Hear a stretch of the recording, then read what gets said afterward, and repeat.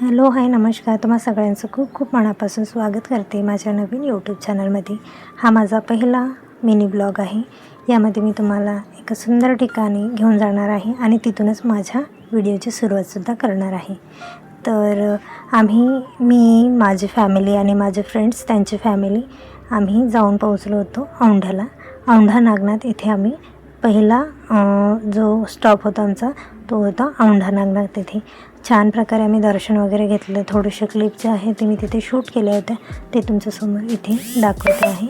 आम्ही इथे बारीमध्ये लागलेलो होतो, दर्शन छान झालं। त्यानंतर आम्ही येऊन पोहोचलो देवगड इथे। देवगड इथे आल्याच्यानंतर असं वाटलं जसं काही मी शेगाव इथे गेले असंच काहीचं तिथचं वातावरण होतं। शेगावचं वातावरण बऱ्यापैकी सगळ्यांना माहिती असेल की कशा प्रकारे असतं। तर तिथे माऊलीचा गजर होता, तर इथे दत्तनामाचा गजर होता। सो सेम तेच अनुभव आला मला तिथचा। आणि तिथचं जसं परिसर स्वच्छ असतो शेगावचा, त्याचप्रमाणे इथेसुद्धा हा परिसर इतका स्वच्छ आणि नीटनेटका होता की ते मी शब्दात तुमच्यासमोर मांडू शकत नाही। एवढं छान असं वाटत होतं, प्रसन्न वातावरण होतं। आम्ही संध्याकाळी 6 ते 6:30च्या दरम्यान तिथे जाऊन पोहोचलो होतो।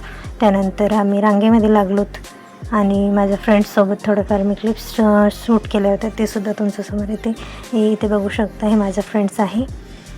तर आम्ही बारीमध्ये लागलो, छान असं दर्शन घेतलं। जेवढं वातावरण बाहेरचं स्वच्छ आहे तेवढंच मध्ये गेल्यानंतर दत्तात्रेयाची मूर्ती एवढी सुंदर आहे की असं वाटतं की तिथं बघतच राहावं, एवढं छान आणि प्रसन्नदायी असं होतं हे। तर आम्ही इथे बोलत होतो पण ते आवाज व्यवस्थित येत नव्हता, त्यामुळे मग मी व्हॉइस ओव्हर करायला घेतलेला आहे। तर माझा व्हिडिओ तुम्हाला कसा वाटतो आहे नक्की कळवा। तुमचा सपोर्ट जर मिळाला तरच मी अजून पुढे व्हिडिओ करू शकते। तर प्लीज सपोर्ट करा। चॅनलवर नवीन असाल तर प्लीज सबस्क्राईब करा। अजून छान छान व्हिडिओ बनवण्यासाठी मला प्रेरणा मिळेल। तर तुमचा सपोर्टशिवाय काहीच पॉसिबल नाही आहे। तर पाठीमागच्या साईडला मी गेले होते, तिथेही सुंदर चौरा नदी आहे। चौरा नदीच्या काठावरती जाऊन हा व्ह्यू एन्जॉय केला।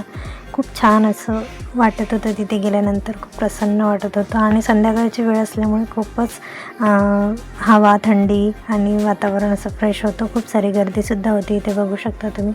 आणि त्यानंतर आम्ही तिथे बोटसुद्धा असतात म्हणे, पण आज आम्ही गेलो त्या दिवशी तिथे बोट वगैरे नव्हत्या। तर आजूबाजूचा परिसर पण खूप सुंदर होता। कमान तर एवढी छान होती आणि मेन कमान मी कॅप्चर करायचं राहिलं होतं, तर ही आत्ता केली होती। सो कसा वाटला हा व्हिडिओ नक्की कळवा। भेटते पुन्हाच्या व्हिडिओ।